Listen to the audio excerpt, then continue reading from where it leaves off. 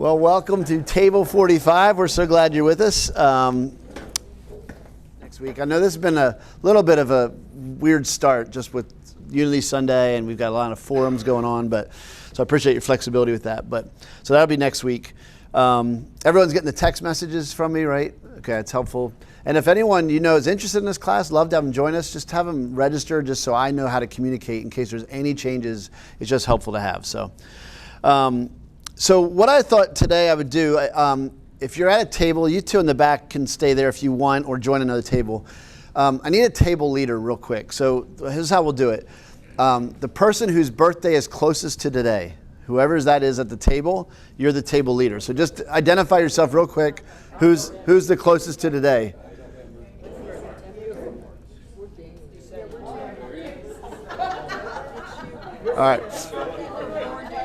All right, raise your hand if you're the table leader.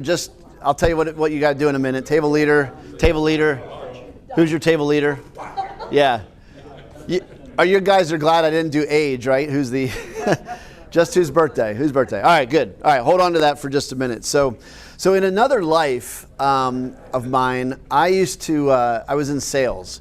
And from 1999 to 2001, I worked for a company called Homeco. And I was one of their national sales reps. And I would travel every single weekend. I'd be on a plane to a different city in the country. And I was selling infomercial products at trade shows. You ever watch those infomercials? Ginsu knife, super salsa maker, the super chamois. Okay, those are the things. So there's a picture of me. It's really blurry because cameras were crap back then. But there's a picture of me at the DC Armory selling the super chamois. This is in probably 1999, 2000. So anyway, the buildings were packed with people. It was always on the radio, come to the DC Armory, you got all this crap to buy. And then you'd come in and no one ever came for my product. My product was like the equivalent to the Annie Ann's at the mall. You don't go to the mall for Annie Ann's, they just suck you in once you're there, right? So I had lights on me, I had a headset on me, and so my voice was amplified, and there was lots of tricks we used to get people in. And my job was to try to attract a crowd, and you can kind of see every demonstration I gave, about every 4 to 5 minutes, there was about 20 people. And I would do this whole demonstration with the chamois. You know what a chamois is for your car? And I'd pour Diet Coke on this carpet, and I'd use the chamois to suck it all up. And I mean, the people were oohing and ahhing the whole thing. It was really kind of fun. And at the end, I had this really persuasive finish to the talk where it was like, if you buy one, give you another one free, but wait, there's more. And it would draw them in, and people were throwing money at us. I mean, this was in the heyday, I guess, of trade shows. So that was what I did for a while. And I worked for a guy named Steve. Steve was a Chinese guy. We called him Steve. He had a Chinese name, but he was 4'11". He had a glass eye. And we never got clear how that happened, but it was an accident of some sort. And he didn't speak very good English at all. Like, his English was really choppy. I could understand him because I spent so much time with him, but he couldn't talk to other people very normally. So he'd often use me because I would be the one at all these shows that I would speak to the trade show execs who were setting up, or I would speak to the other vendors or try to work out anything that needed to be worked out because his English was really bad. And it was funny because we would sell things like the super salsa maker. Have you ever seen this product? It's really awesome. I love it. And if you buy now, no, just kidding. But you put all this like ingredients in it, like tomatoes and cilantro and all that, and then you turn the little gear and it really comes out with this really fine salsa. And so I'd have dishes of fresh salsa at my booth with chips. People would come by, they'd taste it, they'd love it. Oh, how do you do this? Let me show you how to make it. Draw them in, 3-4 minutes later, people are throwing money at me, right? So Steve's presentation, because his English was trash, you're supposed to say in the script, the faster you turn it, the finer it gets. Well, Steve he can't talk like that. So he would say, the more fast you turn, the more you find you get. and people loved it. I mean, because it was very genuine. When he did the Ginsu knife, people actually, they really loved it. So this particular weekend, it was in 2001. And this is not this one, but I was sent to the Madison Square Garden. It was one of the biggest shows of the year. I had my booth set up in a prime location. Madison Square Garden, if you've ever been there, is massive. And all the vendors are there. I mean, everyone was there. It was packed. And back then, you didn't really pay online. There was not, like, the internet was really super new. So in order to pay your taxes at these shows, because it's a lot of a heavy cash business, which attracts a lot of shady individuals, which I would say Steve was definitely in that category. Steve did not want to pay taxes because he just didn't. And so at every show, at the end, or somewhere near the end, the IRS would literally come by booth to booth and they would want you to pay your taxes. And it was always estimated on how much you sold, right? Well, at Madison Square Garden, I'm having a killer day. I mean, boxes of chamois are just disappearing, and I don't even have time. I'm literally, as fast as I can put them out, they're being sold, and these empty boxes are piling up. And the IRS is coming. They want me to pay the tax. And Steve gave me a very direct order: do not pay the taxes. And he told me I've already paid the taxes.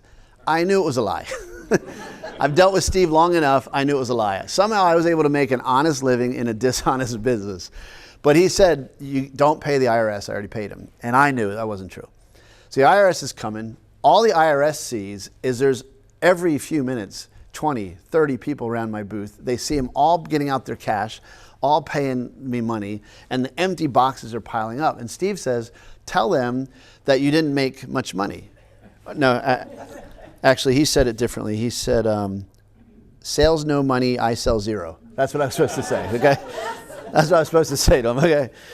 And anyway, I told him I can't do that. And he said to me, if you pay the taxes, I'm not going to send you to the next good show. Because there was good shows and there was bad shows. And I was getting sent to a lot of the good shows. And I knew what that meant for me. If I didn't get sent to the Madison Square Garden shows, I'd get sent to these little towny, like county fair type thing, and I wouldn't make as much money. On a weekend like this, I would come home with about $6,000 in cash as my commission in one weekend. So you can add up, do the math. That was in 2000, 2001. So here's why you have a table leader. I want you to, everyone on your table, you got a little sheet right here, right? If you lift the sheet, you're going to find a loyalty test. Okay, lift the sheet, you'll see a loyalty test. You got it? I want the table leader to go over these scenarios. There's going to be 4 scenarios. The first scenario is your teenager is asking to borrow the car, but your insurance agent is telling them, do not let them behind the wheel. What do? The kid wants to just go run a quick errand, and the insurance agent say no. Second one is your doctor says cut back on sugar, but your grandmother says, you're going to break my heart if you don't eat my pie. And the third scenario is your boss is saying you need to work late tonight, and your spouse is saying you better not be late for dinner, okay? The fourth one is, did Rod pay the tax or not, okay? So decide on your table real quick, and I'll tell you what's going on. So do that real quick, and table leaders try to tally up where they're at with that. So go ahead, talk about that for a minute.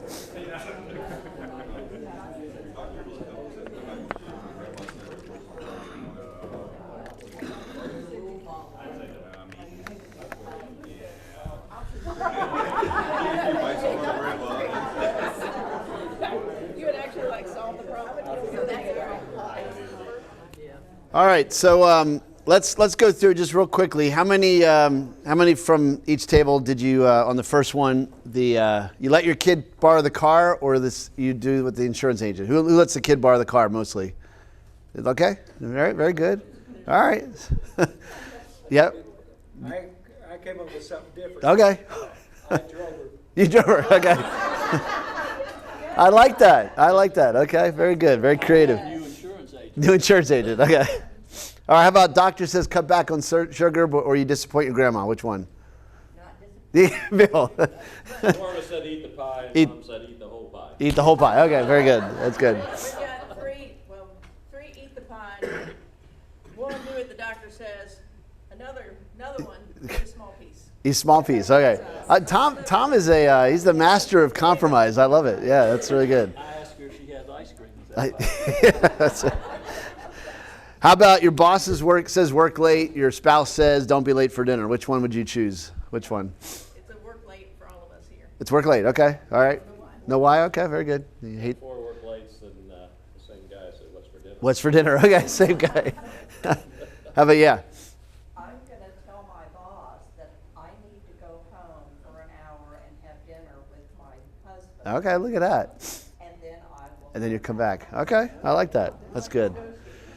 All right, most importantly, how many think I paid the taxes or didn't pay the taxes? Who says pay the taxes?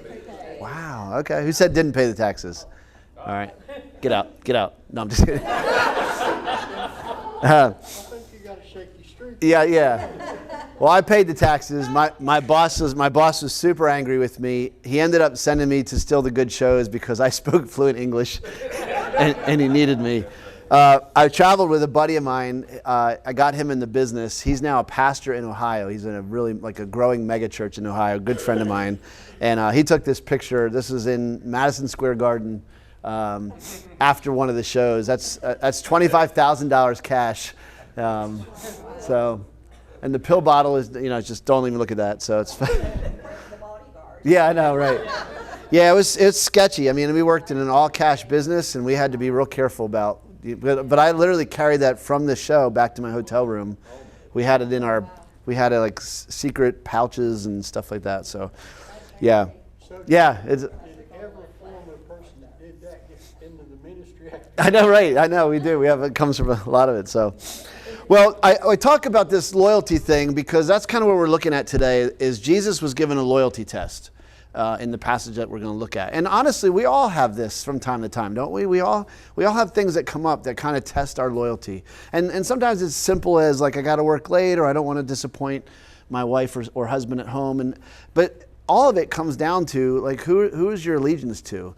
And Jesus was faced with this in Matthew chapter 22, where it says the Pharisees went out and they laid plans to trap him in his words, and they sent their disciples to him along with the Herodians. Now, when you're reading this and you see the Pharisees and the Herodians in the same sentence, you immediately should think something is wrong. Because the Pharisees and the Herodians would never, ever, ever have collaborated on anything. Okay? Think about, I'll just put it in honest terms, the Republicans and the Democrats. What would bring them together? I mean, they're so divided today. What would bring them together? A mutual enemy, right? You think about other things like sports. You guys know in this room, Duke and UNC. What would bring you together? If another team was playing and you both needed them to lose, and all of a sudden you're rooting for the same time. But that's what it takes, doesn't it? And when you look at the Herodians, these are two different groups of people who are as far away as they can be socially, politically, religiously. They would never be, it'd be an odd couple. They would never be together, except if they're both trying to take down Jesus, then they become the perfect partners in crime. There's some differences. If you look at the Pharisees versus the Herodians, they have their views are different on everything. Who are they? The Pharisees are this strict religious group. The Herodians are a political group. They're not religious at all. What's their primary focus? The Pharisees are focused on keeping the law of Moses, keeping the Mishnah. What's the focus of the Herodians? They're supporting Herod the Great, and they're supporting Rome by all costs. What's their view of Rome? Well, the Pharisees opposed Rome. They didn't like Roman occupation, and the Herodians were absolutely pro-Rome. Their politics, they opposed, I put the same thing, sorry. They opposed Roman politics. This one wanted peace with Rome. Their public image, the Pharisees were respected for the strictness of following the law. They were also known as hypocrites. That was even back then. And the Herodians' public image, they were viewed as traitors and sellouts because they were obviously working for the empire. And then what's the core loyalty? Well, obviously for the Pharisees, it's God's love above all. And for the Herodians, it's Herod's political power or Rome's political power above all. They cannot be further apart in this thing. So they come together, and here's what they do. In verse 16, they say, Teacher, they come to Jesus, say, Teacher, we know that you're a man of integrity, and we know that you teach the way of God in accordance with the truth, and that you're not swayed by others because you pay no attention to who they are. This is a tactic that you would call, what do you call this? What? You're sucking up. It starts with an F. Flattery. Y'all are thinking another word. Shame on you. Flattery. This is an old tactic, right? But they're flattering. They're trying to flatter Jesus, and they're making this assumption, or they're hoping that Jesus is either super insecure, or that somehow he might be impressed by their hollow praise, right? I think as this is happening, Jesus is probably thinking of the scriptures because he just constantly thought through scriptures. And Proverbs 29:5 says, whoever flatters his neighbor is spreading a net for his feet. Jesus knew. He's not dumb. Jesus knew exactly what was going on. And they're saying to him, hey, you know what? We're going to trap you, but we're going to make you feel comfortable before we trap you. And so this is the question that they ask, is they say, tell us then, what's your opinion? Is it right to pay the imperial tax to Caesar or not? That's the question. Now Jesus is aware, if the Herodians and the Pharisees are coming on the same team, he knows that this is an ambush. Okay, he knows what's happening here. And this is their question. It seems innocent enough, doesn't it? I'm just curious. Since I know you're not bought by anybody. You're your own man, but is it right? Should we pay the imperial tax to Caesar or not? Now remember who's asking. The Herodians, what do they think the answer is to this? 100%. Pharisees, what do they think the answer is to this? No. And yet they're both asking the question to Jesus, what do you think? So back then there was 4 different types of Roman taxes, okay? There was a ground tax, which was a tax kind of on grains and stuff like that. That was a 10% tax. There was a tax on oil and wine. That was another tax. That was about 20%. There was a 1% income tax that was there. And then there's this thing called the imperial tax, or your version of scripture might call it a poll tax. And that tax is paid by every man ages 14 to 65 or every woman ages 12 to 65. How old's Jesus? 30-ish, 31, whatever. So he's right in that range where he's required by Roman law to pay this tax. They know that. I mean, they're asking him, we know, we got you. We got you. So that's the question.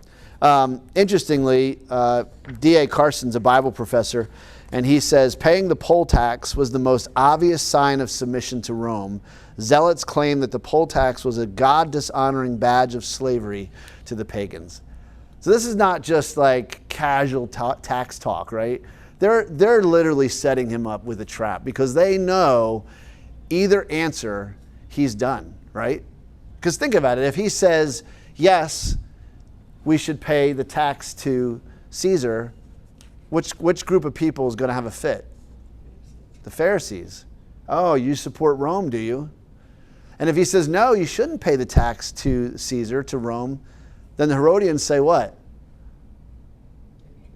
Hey, you're not a good citizen. Hey, you're a rebel. You telling your disciples you shouldn't pay the government tax? This isn't good. So Jesus is in a situation where he's kind of stuck, honestly, like this. And I don't know if you've ever felt like this, but this is the loyalty test. This is what they're doing to Jesus. They're giving him a scenario where it pits his boss and his spouse. You going to stay late, or are you going to miss dinner? Are you going to pay taxes at Madison Square Garden? Or are you going to lose your job or lose the good shows? And sometimes we are faced with those very dilemmas where we go, oh my gosh, I don't like either option here, because either option puts me in a bad standing with someone. And what that does is it literally starts to get to the root of where is your loyalty? Where does your loyalty lie? And that's exactly what was happening here. So Jesus, Scripture tells us, he knows their evil intent. So he says to them, you hypocrites. You hypocrites, why are you trying to trap me? Show me the coin used for paying the tax. So they brought him a denarius, and he asked them, whose image is this, and whose inscription? And they said, Caesar's. Then he said to them, so give back to Caesar what is Caesar's, and give to God what is God's. The coin has Caesar's image on it, right? They all have it in their pocket. They all know. What is Caesar's? Jesus is saying this tax is Caesar's tax. This coin is Caesar's coin, and we need to give back to Caesar what is Caesar's, right? Is Jesus saying that, is he endorsing the Roman government at this point by paying his taxes? The Roman government at this very moment in time, in the first century in Jesus' time, they had crushing taxes and exploitation. Crushing. This is why everyone was mad at Matthew, the tax collector, That's why he was hated. Because the way Matthew made his money is the tax was already bad. And then Matthew made his money by adding more to it. That's why they hated him, because he wanted to make a living too. They had military oppression at this time. They had corruption, political corruption. They had class inequality. A tiny elite people ruled everybody else. They had slavery. As much as a third of Rome was enslaved by enslaved people. And it was emperor worship. Does Jesus know all this? Is he aware of all this? Yeah. So by saying to pay the tax, is he saying I'm endorsing all this? I mean, you would think Jesus would say, because he's Jesus, right? This is a wicked, terrible government. We shouldn't support this at all. But instead, what does he say? We should give Caesar what's Caesar's and give God what's God's. And this is really interesting because I think we could run down, and that doesn't even matter the administration, but I think we could run down right now in our political culture in the last 25 years. Is there crushing taxes and exploitation? Is there military oppression at different points? Is there corruption? Is there class inequality? Do a few people control the many? Is there slavery? Maybe not in the racial terms, but are people being trafficked? A lot of people. And is there a form of emperor worship? It may not be formal in the churches, but are there people whose politic is their God? I mean, the culture is very similar to what Jesus is experiencing. And Jesus knows all these things existed. And then he says, give to God what's God's. Now, he's holding a coin, right? And the coin has got Caesar's face on it. So Jesus is it's kind of like a perfect prop for like children. You know, children love little object lessons. He's got this coin in his hand and it's got Caesar's face on it. And he's saying, whose image is on the coin? And they said, Caesar. And he says, because Caesar's image is on the coin, then you owe Caesar what is Caesar's. But then he does it reverse. He says, and you give to God what is God's. Well, where is God's image stamped? On a coin? Where is it? It's everywhere, but it's really more specifically. Remember? In the beginning, God said, let us make mankind in our image, in our likeness. So God created mankind in his own image. In the image of God, he created them.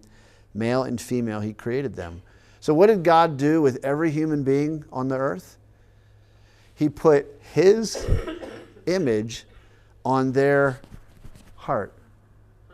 Just like Caesar did. Caesar had his image on the coin. So Jesus is saying, whose image is this? Oh, it's Caesar's? Then you should give to Caesar what is Caesar. But where is God's image? It's also imprinted on you. It's not in your pocket. It's in here.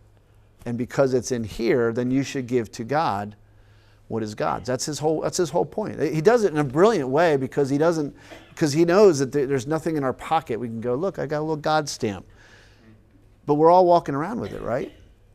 And this is part of the problem of where we are today, is that we forgot, because we can't see it with our eyes, we can't touch it with our hands, we can't spend it in our wallets. We forget that there's an image that's imprinted on all of us. And that's the point Jesus is trying to make, is you guys are coming at me with a trap about taxes. This isn't about taxes. This is a loyalty question. And I'm not saying don't give to Caesar. You should give to Caesar what is Caesar's. And if it's printed on, his face is imprinted on coins, then give that back to him. But don't walk away thinking that that's it. This is not just a Herodian versus Pharisee conversation. He says all of you have been imprinted with the image of God, whether you know it or not. Therefore, you should give back to God what is God's. And what is God's? What does God want of us? He wants all of it, really. I mean, isn't it? That's why we talk about money in the church. You know, it's like a taboo topic. We do it once a year in November, right? But the idea of it is offering is supposed to be giving back to God what he'd already given to us. You know, it's not you've seen this. I see this with my kids sometimes. I have two of Elle's children living with me, but it would apply to my kids as well. So don't run back to Elle and be like, Rod used this illustration about your kids. But it's funny, like sometimes we buy the groceries in our house, right? And then there's sometimes that they might buy a grocery. And if they bought a grocery, my stepson loves root beer, so he'll get a root beer. And he's really cool about it. But if I took a root beer that he bought, and he's like, who took my root beer? Wouldn't it be kind of odd? Be like, you live here rent-free, I buy a lot of your other root beer. Can I have a root beer? Got to ask permission for a root beer. That's kind of the heart behind it, is like, dude, everything you have in this house is because we give it to you. Like, so if I want a root beer, and I don't mean some entitled God way, I'm going to have my root beer. But I should be able to be like, look, I'm going to have a root beer. I don't necessarily ask your permission because I gave you the root beer to begin with. And that's kind of the heart behind it, is saying, God, this money's mine. And God's saying, no, I gave you everything you need to get the money. The breath, the skill, the ability, the connections, all of it is because of me. So I'm asking for some back. And that's exactly what Jesus is saying here. So let me finish up. The image of God imprinted on all of us. So when they heard this, it says in verse 22, they were amazed and they left him and they went away. What are they amazed at? I think first of all, they're amazed. They thought they had him and they didn't. So they're like, dang it, Jesus is like master at judo. He does. He outsmarts them all the time. But they left him and they went away. And I don't know what each group did when they went away. I think the Pharisees, at this point, they just want to kill him. They don't really want anything but him to go away. But this comes down, whose image is this? Isn't a coin question. It's really a heart question, isn't it? And I think this is why we need the reminder. It starts here and it goes out. But when you are on a subway and you're murdered, you're murdering the image of God. When you're a speaker at a college campus and you're murdering the image of God. It's not right. It's not a political thing. It's an image thing. That's why we should treat each other with love. That's why we should love all people, right? Because all people have God's image on them. You don't have to agree with all people. I don't agree with all people. But I should treat all people in the way that God wants me to treat them. Let God handle the things I don't like about them. Just as I hope God will handle me the things you guys don't like about me. Like, don't kill me. But just recognize that God's image. And I think we have a reminder about that. We don't have time to get into it, this whole conversation between civil obedience and divine allegiance. But there's a lot of different examples. And I want to just finish with this idea of who gets your allegiance when loyalties clash. Think about that. Who gets your allegiance when loyalties crash? Obedience to government is important, but allegiance to God is ultimate. I have a sheet here. It's double-sided, so you guys can pass it around or whatever. But on one side of it, it's 20 legal, nonviolent examples of civil disobedience. So if you're struggling to know how do I, in this conversation about loyalty, I would like to fight back or whatever. I'm giving you 20 legal, nonviolent examples of civil disobedience. And then, does civil disobedience work? Does nonviolent disobedience work? And I'm going to ask you to ask Rosa Parks, Gandhi, Martin Luther King Jr., and a Polish guy named Lech Walesa, because these are examples in history of how people fought the governments, fought the system, fought the things they didn't like in a way that was appropriate, and look at the change that came. So think about that. I know maybe in a couple weeks we can talk more about some of the questions you might have about this, but I think it's an awesome example when Jesus brings a coin and he says, whose image is on it? Give to Caesar the things that are Caesar and give to God what's God's. For us today in our generation, we got to decide what are the things that belong to the American government, and we need to give that to them. And then what are the things that belong to God, and we need to give that to him. And if they ever clash, we should find ways to be civilly, non-violently disobedient to what Caesar is calling of us. And that can play out a million different ways. Sadly, we saw an inappropriate way this past week. Regardless of what you think about politics, it was not the way to handle it. And it's going to cause us a massive amount of damage in our country. And I think it's up to us to help try to fix that, even in our own little political parties that we have. So, All right, think about it. Let me close this prayer. God, grateful for this time, for your word, and for what it teaches us. Help us to keep our allegiance to you first. When we're given a loyalty test, would you help us and remind us that you stamped us first. Our first loyalty is to you. And if we are ever in a position where we have to make a choice, would you give us the wisdom and the courage to do it? In your name we pray. Amen. All right, y'all. Thank you.